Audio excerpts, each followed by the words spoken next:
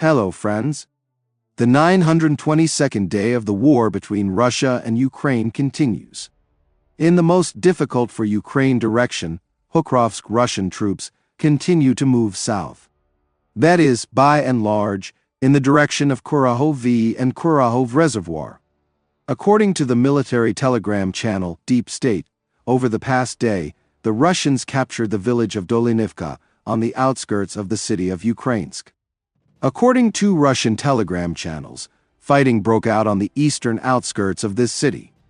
And some Russian telegram channels even write about the complete capture of this city, but there is no confirmation of this yet. Also, fighting continues for Galitsinivka, the exit to which provoked Ukrainian troops to leave the fortified area in Karlivka, which creates a threat to the last salient of the defense of the armed forces of Ukraine in Nevelsky, advanced towards Donetsk. In the rear of Nevelsky in the west, there are only two villages, Yevhenii Pershi and Yevhenii Drui.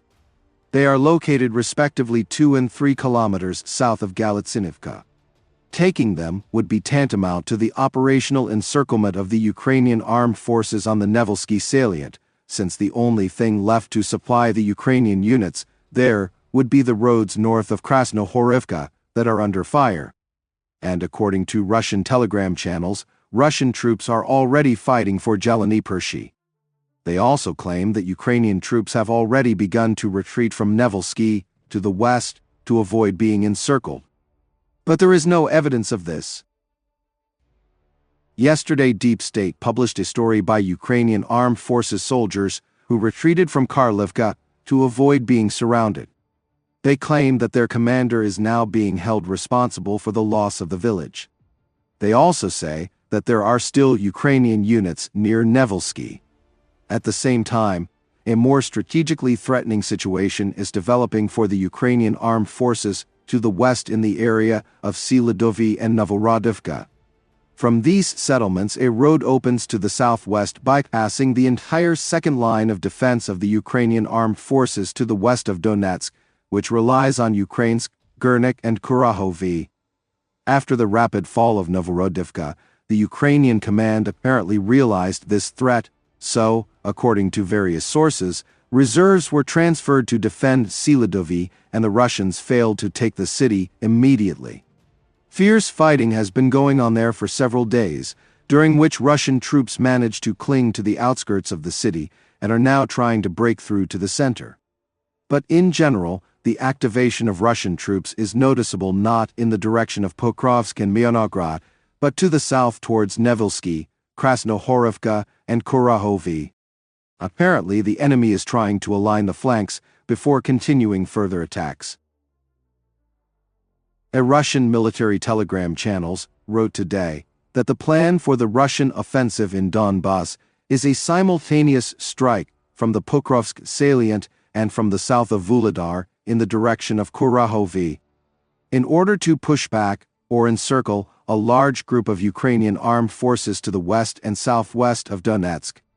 And Russian troops really did begin extremely active attacks on Vuhledar and the village of Prochistivka located to the west over the weekend, and from the east they are storming the Yuzhnodonbasskaya mine, an important defensive position of the Ukrainian armed forces on the flank of Vuhledar. At the same time, the Russians are publishing a video with Russian soldiers at Yuzhnodonbasskaya, stating that the mine has already been captured. Also, the Ukrainian military telegram channel Deep State reported in the evening that yesterday the Russians were able to break through to Yevhenii, from where they are trying to push them out. According to the telegram channel, the enemy also managed to enter Prochistivka from Pavlivka, where the battle is currently ongoing. Let me remind you that earlier the Russians managed to capture a fortified area of the Ukrainian armed forces in Konstantinivka northeast of Vuhledar. That is, this area, along with the offensive towards Siladovy and Ukrainsk, is really being subjected to increased attacks by Russia. And it can really, in case of success, become the starting point for a counterattack to the northwest. In the Kursk direction, Ukraine has taken full control of Malaya Lokhnia, Stara Sorachina, Novaya Sorachina, Orlovka, Mervka and Pogrebki, occupying an area up to 8.5 kilometers wide and up to 3.25 kilometers deep, Ukrainian military telegram channels report. Russia has not confirmed this. In today's report from the Russian Ministry of Defense, Malaya Lochnia, where fighting has been going on for several weeks, is not listed as a place where the Ukrainian armed forces carried out assaults. But the village was included in the list of targets that the Russians struck, trying to hit the positions of the Ukrainian army. Let me remind you that in Malaya Lochnia, there is a women's colony for which fierce fighting took place. It is unknown whether Ukraine captured this facility. Among the strategic goals of the Russian offensive in the West, they have increasingly begun to name an access to the Dnipropetrovsk region. In the spring of 2025, Russia may begin an offensive on this region, The Times writes. Neither side in the conflict expects a battlefield resolution this year, but both are playing for a big push in the ground war in 2025, the publication says. The Times also writes that Russia needs Pokrovsk and Chasiv Yar as staging areas for a large-scale offensive into other regions of Ukraine.